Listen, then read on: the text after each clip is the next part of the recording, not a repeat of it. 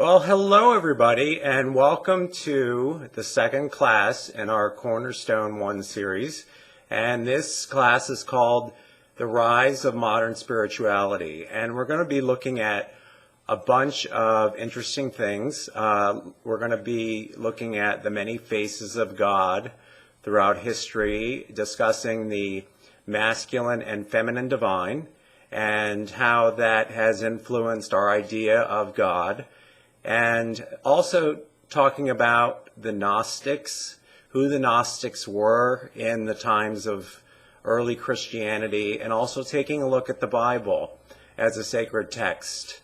And the idea here is to really not discount, certainly, those ideas or those texts, but really to kind of give you some facts and then let you open your mind and challenge yourself with some ideas that you may not have known about, because there are facts about a lot of these things that have come to light in the last 50 years particularly, and they definitely influence our ideas about God, our perception of who or what God is, how God works in our lives, and also the influence of religion in our society and its impact on us in our life. So it really is not intended to obliterate our ideas about that, because we are inclusive. It really is about challenging you, challenging your consciousness, because consciousness expanded can never be diminished. So what we're attempting to do is to push through, to open ourselves up and move toward a new and greater concept of God as the absolute. And in our next class, which is called God and Consciousness, we'll be going a little deeper. So these ideas really may seem a little haphazard, but they really are setting you up for a further exploration on your idea of God, which is super exciting, because we want to take ourselves out of the limitation of God, to put spirit in its rightful place as the source of all, as the divine love that it is, and learn how that divine love is always working for us in our lives. So I'm excited to get started, and let's go.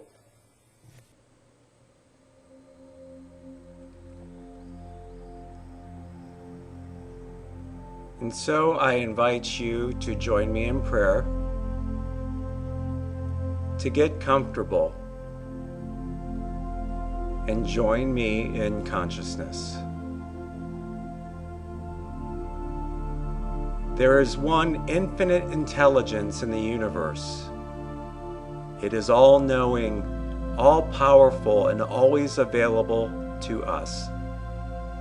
It created us, lives as us, and is us. We are one and inseparable. Our lives unfold by choice, not by chance. We make the choices that shape our lives. Nothing and no one can make them for us. Each day the universe places new options and new possibilities before us, and leaves us to choose which ones we take and what path we follow. We make our decisions consciously and deliberately, knowing that we can be anything. We choose to be, do anything we decide to do, and have all we choose to have. Nothing happens until we make a choice, and everything happens according to the choices we make. We choose the life we're living, and we are living the lives we choose. It is with a grateful heart that we accept our power of choice. We use it wisely and well. And we release this declaration knowing it is already done. And so it is.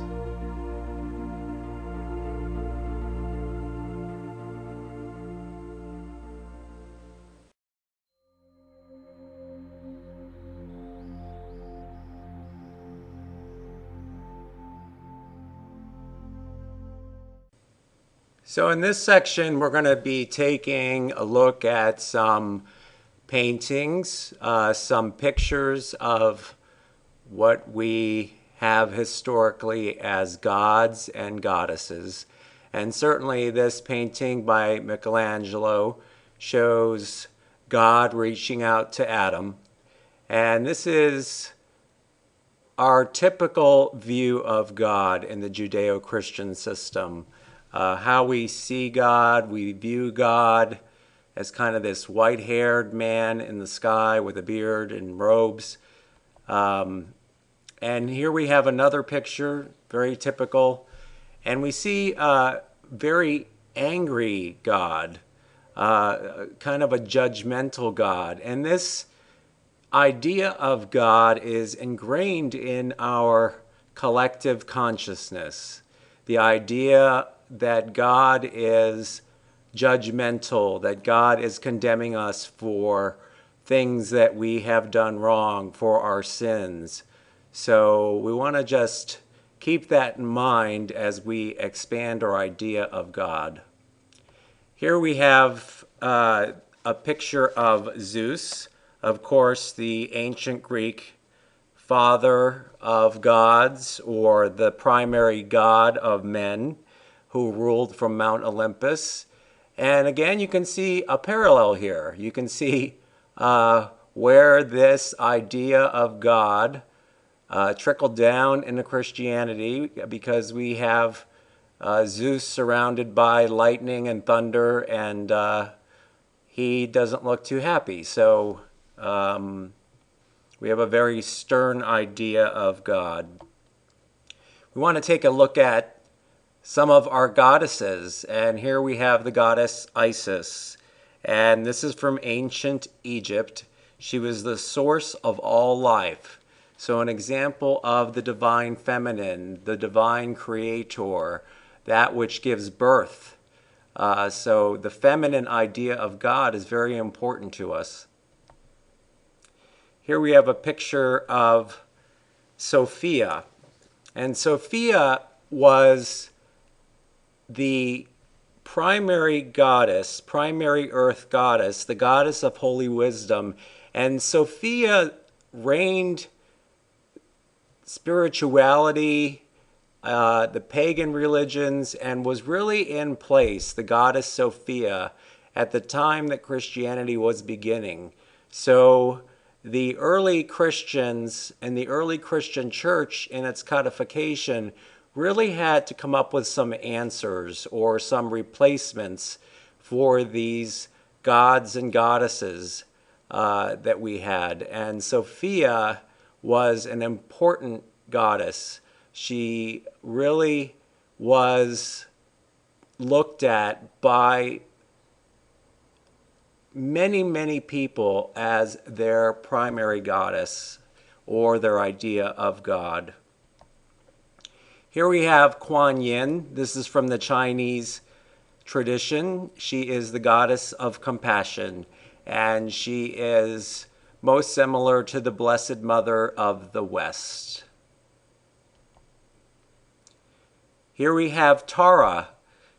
Tara was the Indian mother, or comes from India.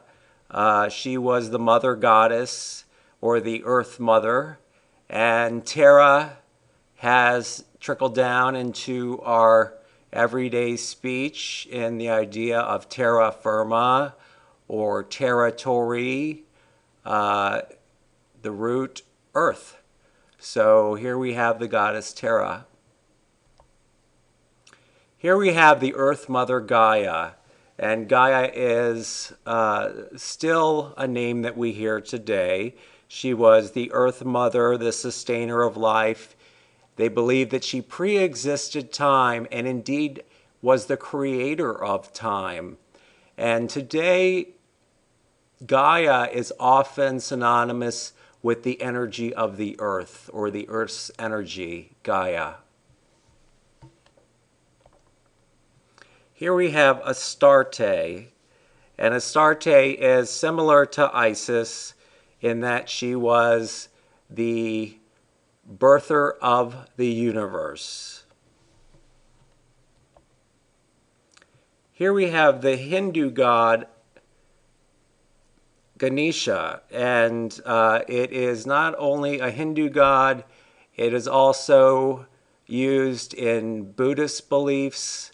Ganesha was the remover of obstacles, the god of intellect and wisdom. It is a very interesting representation of God. And here we have the supreme god, Vishnu, in many Hindu traditions. Again, a beautiful representation.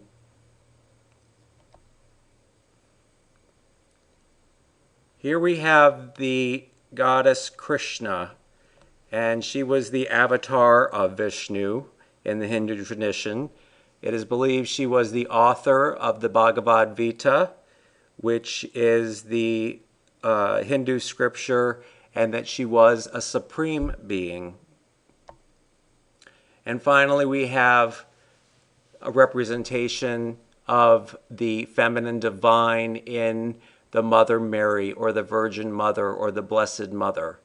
And we talked earlier about the goddess Sophia and the challenges the Christian church had in integrating those with pagan beliefs.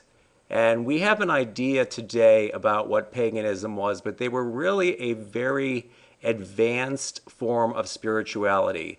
Today we think of pagans as kind of earth people in loincloths, but they really were extremely educated, extremely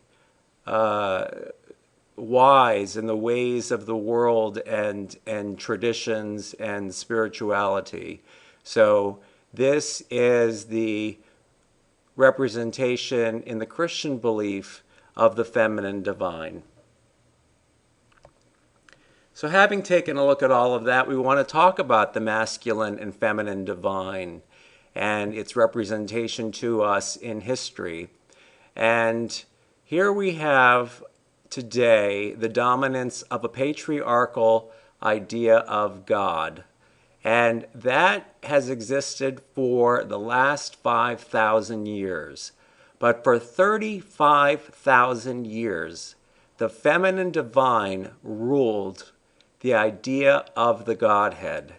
So what we need to realize is that the feminine divine has been buried for a long time, and the patriarchal idea of God that we consider to be normal today was not normal within humanity for 35,000 years. So we want to open ourselves up to the feminine divine, this idea of the divine feminine, the creator, and how the feminine and masculine divine work together in the creative process. We have the idea of the masculine and feminine divine in the sun and the moon, the sun as masculine energy, the moon as feminine energy.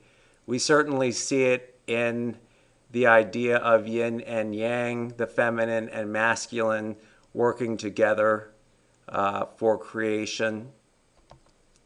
And certainly we see it in our own lives, the masculine and feminine coming together to create another human being or to create a child. So we cannot ignore the masculine and feminine sides of creation. So I want to take a look at this graphic. I often use the idea of a bulb that is planted for us to look at and realize the creative process. And here we have the masculine as the idea or the thought, and that is the bulb that's planted in the earth. So the idea is planted, and in that idea, in our divine idea, that bulb or that idea contains everything it needs to produce the flower. And one thing to point out here is when we move into prayer, is when we plant that bulb in our experience. If you plant bulbs in your yard, when you plant it in the fall, do you check on it? Do you dig it up and make sure it's still there? Do you dig it up and make sure that it's sprouting? No, I don't think many of you do. So the idea that's planted is left there with trust and faith that it will grow or produce or express into whatever it is that we are desiring in our life. Now, the feminine side here is the creative medium. It is kind of the womb, it's the soil. And this is the place where the idea is planted. It is the sustainer. It is that which comforts and gives sustenance to this idea and brings it forth into expression. And the neutral idea here really is the expression or the flower. And that is what expresses as our idea is planted in the creative medium of God and comes forth into expression. So I want to talk a little bit about the masks of God, because we took a look at a lot of different masks of God in the gods and goddesses. And this gentleman, Joseph Campbell, did a lot of work and it was very popular in his ideas. He was an American mythologist, writer, and lecturer. He was best known for his work in comparative mythology and comparative religion. His work is vast, covering many aspects of the human experience, and his philosophy is often summarized by his phrase, "Follow your bliss." So many of you may have heard "Follow your bliss," and that is from Joseph Campbell. And Joseph Campbell did much work. He has written many books, and one of the most famous sort of appearances that Joseph Campbell had was in the Power of Myth series that he did with Bill Moyers. It was on PBS. Really fascinating. You can rent it on DVD. He really covers the idea of world religions, the representations of gods and goddesses, the idea of myth, and how we are losing the idea of myth in modern society, and how it's important to us because it contains within it archetypes of ways of being. And so we want to take a look at these masks of God and uncover God's masks and get to the idea of God as something different. Here is another book called Primitive Mythology, The Masks of God. Also, again, looking at the idea behind the ideas of God. So what did Campbell say on religion? Every religion is true, one way or another. It is true when understood metaphorically, but when it gets stuck in its own metaphors, interpreting them as facts, then you are in trouble. So this is really what we're taking a look at. I know I talked before about the approaches we take to our scripture, we take to religion, to religious ideas as metaphorical or mythical or literal or metaphysical. And he is saying that they are best understood when we look at them metaphorically, when we look at them as a story that's there to teach us something. But when we start to take our metaphors as facts, when we start to take the metaphor as a literal statement, then we start to get into trouble. We start to get into confusion. And many of us who are or were involved in organized religion hear stories that are interpreted literally, and we know deep down it doesn't make sense.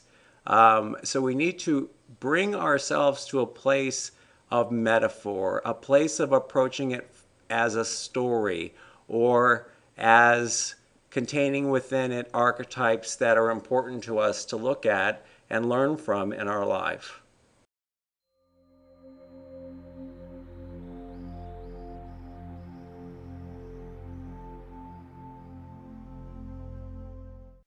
So now we want to start to take a look at God as mind or consciousness.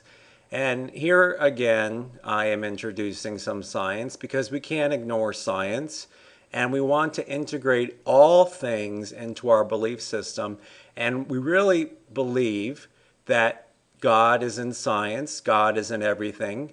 Certainly Albert Einstein, that we talked about in the first class, was within the idea of God being in science, or believe God was to be found in science. And as science unfolds and we look at the creation of the universe 14 billion years ago and how it is expanding, it is expanding and accelerating. So if we think of the universe as consciousness, we know that the universe is expanding and accelerating, and so is consciousness. So is our evolution as spiritual beings. We believe it's an upward spiral in many traditions. This is the basis of integral theory, which is part of modern spirituality today. You see it in the works of Ken Wilber, Barbara Marx Hubbard, many other writers today, about this acceleration of consciousness and the upward spiral of consciousness, and how today we are entering, or we are actually in, a part of an acceleration of consciousness and spiritual evolution. That our physical evolution is not come to an end, but really has made way for the next phase of our evolution, which is the evolution of spiritual consciousness. So we want to take a look at the universe, Earth, and humankind. And if we look at this graph, we see that the universe has existed for about 15 billion years. And we see that the Earth's existence is about a third of that. And we see how tiny human existence is in that scheme. So for 15 billion years, the universe has been in existence. For 4.6 billion years, the Earth has been in existence. And we, as intelligent life, or human beings that we are today, have really only been around for 50,000 years.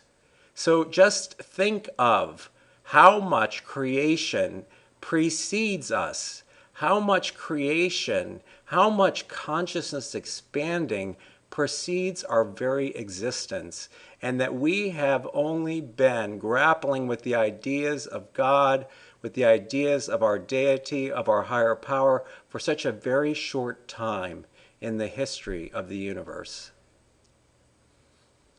Here we see, even in the formation of the Earth, if you look all the way at the top where it says first humans, you see how tiny that little tiny bit of the Earth's history we actually are a part of. So if we look at intelligent life on Earth, and that is us, we have, in a 24-hour clock of the Earth's existence, only existed for the last 4 seconds. The last 4 seconds of the 24-hour existence of the Earth. So if we think of the Earth's time in existence as a 24-hour clock, we've only been here for 4 seconds. And if we want to think about our existence in terms of the universe, to kind of give you some idea in a tangible way, again, if the universe's existence is a 24-hour period, we have existed for less than 2 seconds. The last 2 seconds of those 24 hours. So I just want you to have an idea of how expansive the idea of the universe, of the Earth's existence, and our place in it is. Because if we think of that expansiveness, then we can start to think about God and spirit and creation as this infinite thing. The idea of the infinite is hard for us to grasp, but if we start to grasp where we are scientifically in the universe's place and the place on Earth, we can start to entertain an idea of how vast the idea of God as the infinite is. So, the ideas of God and the universe, one is pantheism, in which God is the whole, or God is the universe. That really is not what we think in New Thought. We really think of it as Panentheism, which is a relatively new or different idea, but the whole of the universe is God. Everything is in God. God is not just the universe, but everything is in God. God contains the whole of the universe and everything else. So the universe is expanding. There is something beyond the universe. God is that too. We think of God as primus mobilis, or the primary mover, the divine intelligence that stands back of all creation, that is the substance of all things. Substance, again, taken to its root, is sub stare, or that which stands under. That thing, that intelligence, that primary mover that puts everything into creation. So, divine intelligence is infinite. Divine intelligence is always working. This is what God is. God is this divine intelligence that we are one with, that we use in our lives. And it is an infinite intelligence. We see the idea of divine intelligence certainly in the idea of I am the Alpha and the Omega. I am the beginning and the end. I am everything. So let's take a look at what we call the omnis. God is omnipresent. God is everywhere. God is omnipotent. God is all power. God is omniscient. God is all-knowing. God is all intelligence. God is omnibeneficent. God is all goodness. God is love. God is everything in our life that brings us joy. And this is adapted from Divine Science, Its Principle and Practice by Melinda Kramer and Fanny Brooks James. So these are kind of their principles, and certainly the principles of all New Thought beliefs, but these particular statements were the tenets of the belief system in divine science.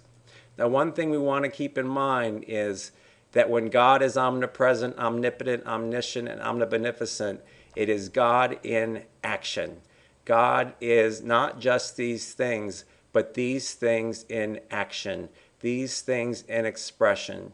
These things are always working. They're alive all around us. God is life. So, in the metaphysical circle of life, and this quote is from Ernest Holmes, he said, unity passes into multiplicity and variety without division. And this is one of my favorite quotes from Holmes. And he is saying that unity, or the oneness, or everything that God is, that consciousness, that nothing, it passes into multiplicity and variety. It passes into Each of us as human beings in a personal form, each thing that we see in our surroundings in nature, each animal, each things, these are the multiplicity and varieties that the unity passes into, but it never, ever is not a part of the unity. It passes into those particular forms without division. It is still within the unity of God. So we want to take a look at the creative process as it relates to this. So in the beginning, as we discussed, there was nothing. And that nothing was God mind or consciousness. It was no thought, but it was God in pure potentiality. And then God's self-contemplation, the self-contemplation of the divine, a thought within that pure potentiality of consciousness led to creation. So the divine creative process is when we have a creative thought or idea, and we couple that with mind or spirit. When we take that creative thought or idea and realize that it is in conjunction with God that we are creative. And it's important that we talk about thought as creative here because it is in alignment with our understanding of God as love, as kindness. This is where we want to come from in our creative thought. And in that way, we create in our lives expressions or things.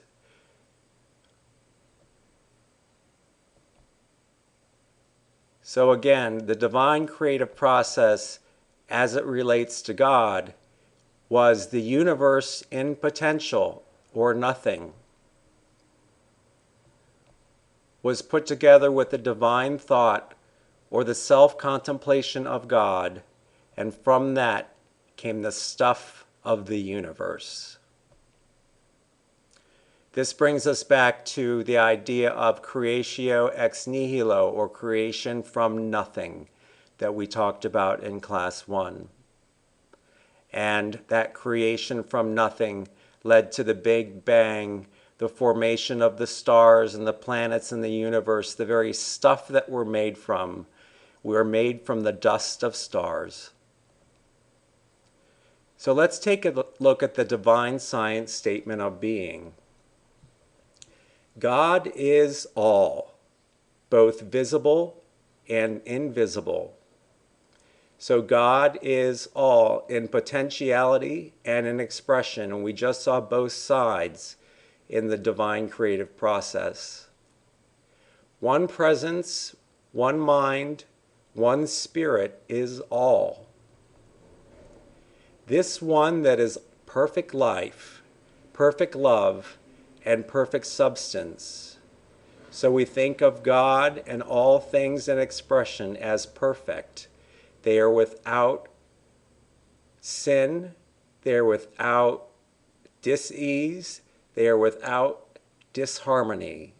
And we'll talk about that in the next class.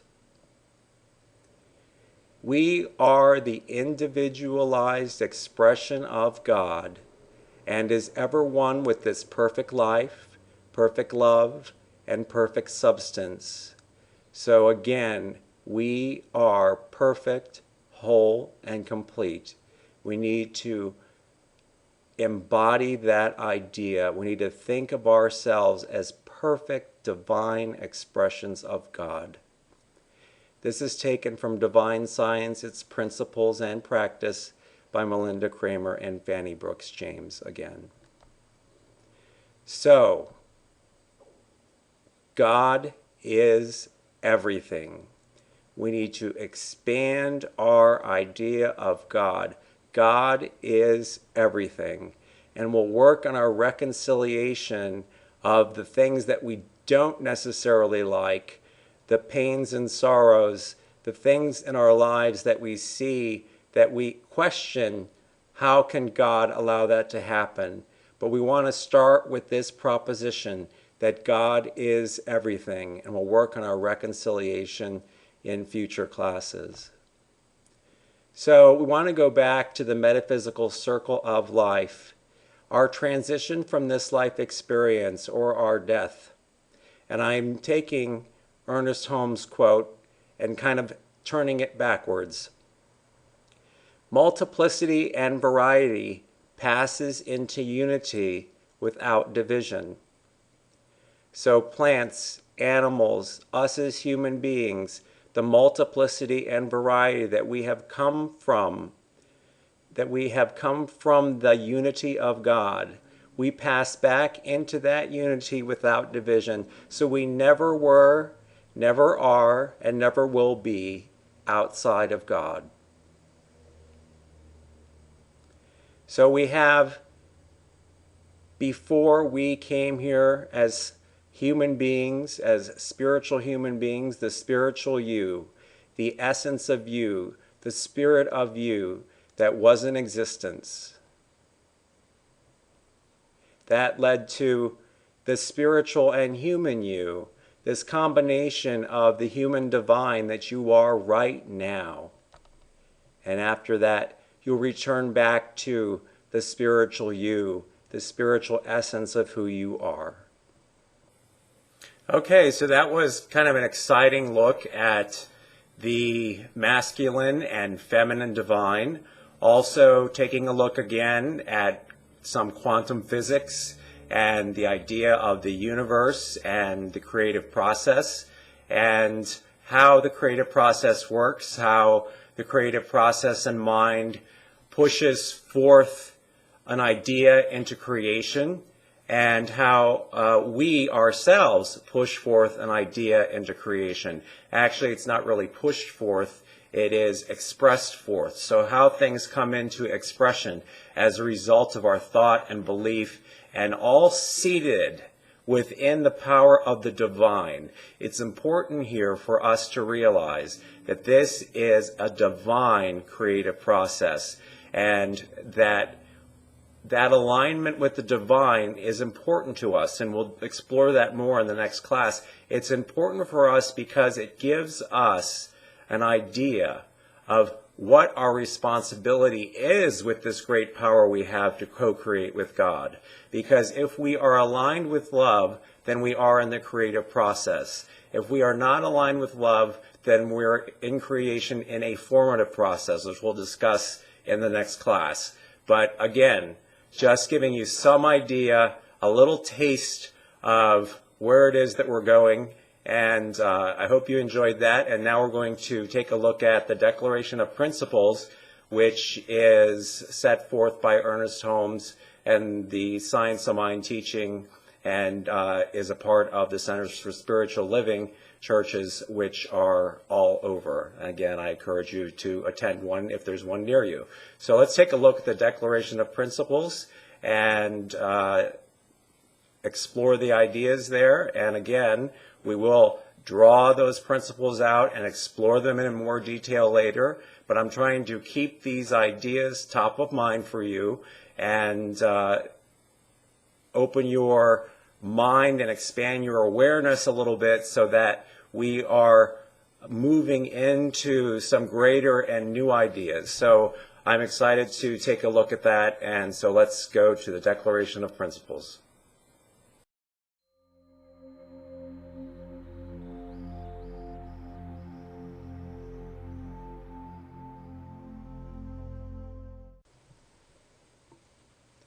And so now I want to talk about the Declaration, or take a look at the Declaration of Principles from religious science. And these were written by Ernest Holmes.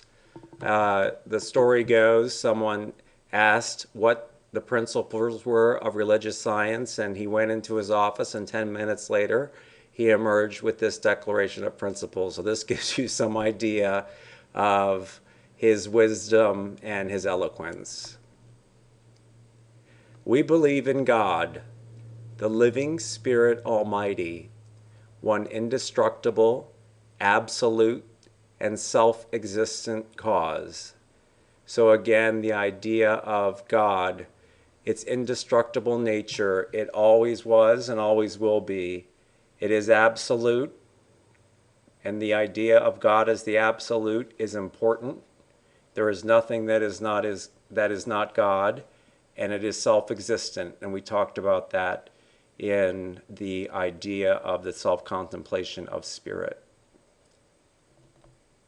This one manifests itself in and through all creation, but is not absorbed by its creation. And here we see a reflection of the idea of Panentheism, that everything is in God, that it is manifesting itself or creating itself through all creation, through each of us. And we are in God, but we are not all of God. One thing, too, I want to point out here is the word itself. Ernest Holmes chose not to refer to God, the power and presence of God, or God mind, as male or female. And it's only for lack of a better term that he often refers to God as it. So it is not to in any way diminish God. It's for us to de-anthropomorphize God, to give God its full expression in the masculine and feminine nature. The manifest universe is the body of God. It is the logical and necessary outcome of the infinite self-knowingness of God. And we again looked at this in the creative process, the divine creative process of self-contemplation in the pure potentiality of God. We believe in the incarnation of the Spirit in everyone, and that all people are incarnations of the one Spirit. You are a part of God. You are a divine expression. You are here to express for the delight of God and for the delight of yourself. You are here to co-create a world of joy and love as a child of God. We believe in the externality, the immortality, and the continuity of the individual soul forever and ever expanding. And so we just talked about this in Ernest Holmes' quote about unity passes into multiplicity and variety, and my kind of turning it on its head that it passes back out of that multiplicity and variety and back into unity. We believe that heaven is within us and that we experience this kingdom to the degree that we become conscious of it. And we know that Jesus said the kingdom of God is within you, and we believe that. The kingdom of heaven is within you. Heaven is here and now. This concept of heaven is here and now if we become conscious of it, aware of it.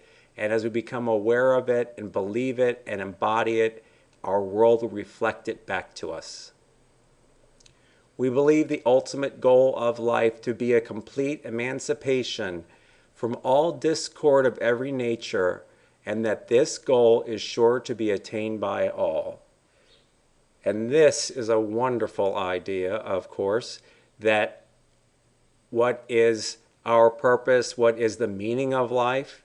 It's complete emancipation, to be free from the bondage of self, to be free from the limitations and lack that is our idea, to dismiss those ideas and entertain a new idea of God as source, of God as the fount of everything that we see in our lives.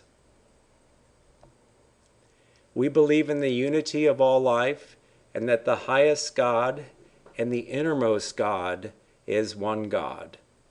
So we here believe in God as the absolute.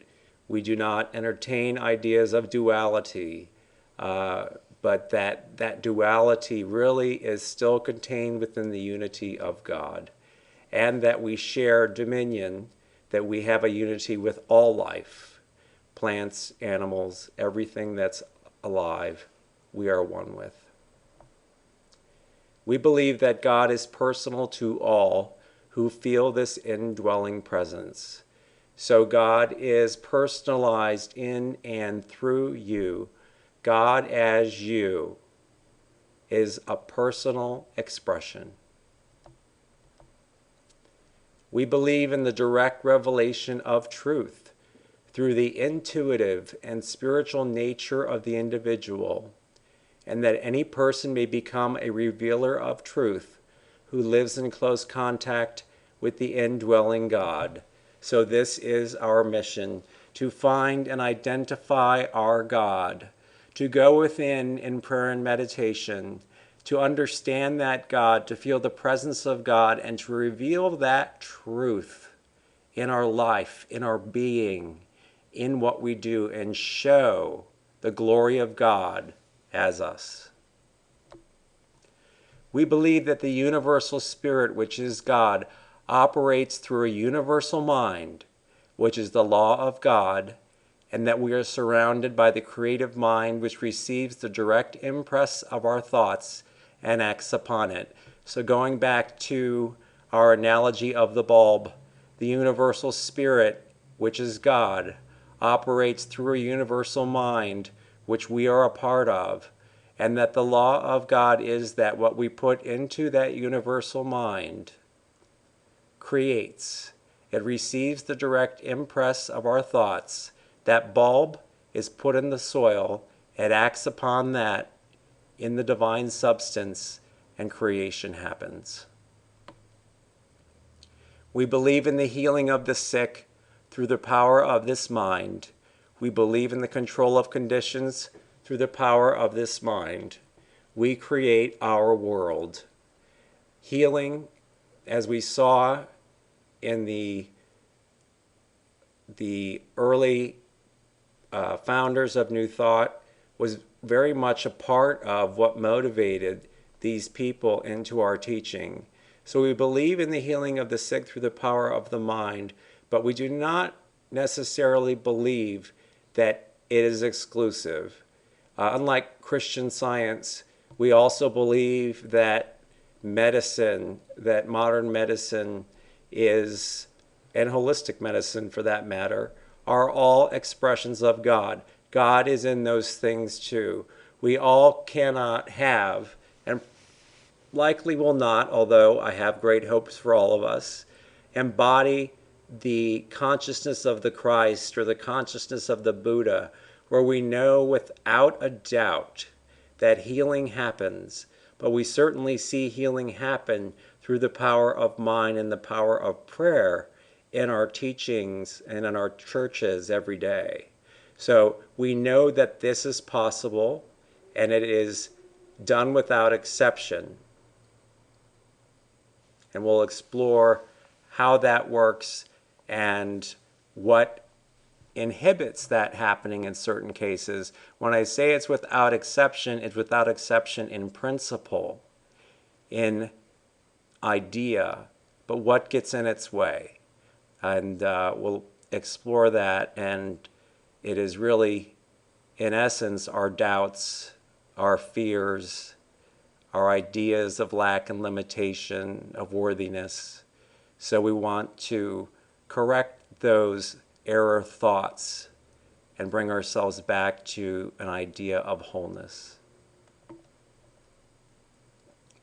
We believe in the eternal goodness, the eternal loving kindness, and the eternal givingness of life to all.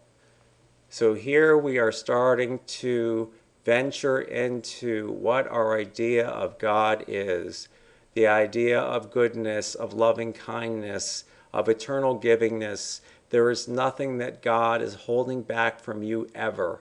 It's only your belief about God that's holding it back. We believe in our own soul, our own spirit, and our own destiny, for we understand that the life of all is God. This is, again, the Declaration of Principles. It was written in the 1930s by Dr. Ernest Holmes, the founder of religious science and the science of mind philosophy. A beautiful, beautiful expression of what we believe. Okay, so we are at the end of part 1 of class 2. And just to recap, we took a look at the many expressions of God, the many faces of God throughout history, the idea of the feminine divine, and how that feminine divine has moved into a patriarchal idea of God, which is really kind of what we know and are used to in our society. We want to entertain the idea of the masculine and feminine sides, because the masculine is really the process of thought, and the feminine side is really the substance of creation. And it's very similar really to our human creation. So we want to kind of restore the feminine side of the divine back to its rightful place, de-anthropomorphize God a bit, take him out of this idea of human form, and entertain the idea of this very, very great absolute power and presence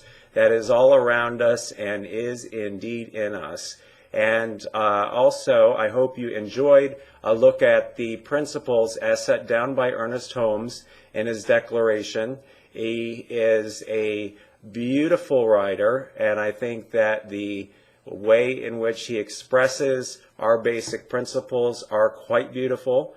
And I hope that you got some greater idea of what it is that we believe, what our viewpoint is on God, and our place in the spiritual universe. So I want to thank you for joining me for the first part of class 2, and I look forward to seeing you again for part 2.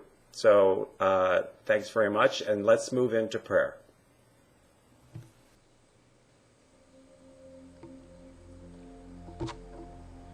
So please join me in prayer. I invite you to get comfortable and join me in consciousness. In the beginning, God, the all-loving, all-good, all-powerful presence. Spirit is the source of all we truly are, and we are one with it all times. The essence of our reality is goodness, love, and power. We tap into these spirit-given qualities, and we're reminded they are always present in us and as us. Knowing Spirit is our essence, we are self-sufficient in all things. Our health, relationships, creative self-expression, and financial affairs are all held in the heart of Spirit. We are divinely guided as to what to think, do, and say at all times. The outpicturing of God's love for us is clearly evident in all areas of our life. We are so blessed. We step into each day aware of the support we always have and move forward and upward to new heights and new understanding. Our lives are spirit-directed and spirit-driven, and we know right now that all is well.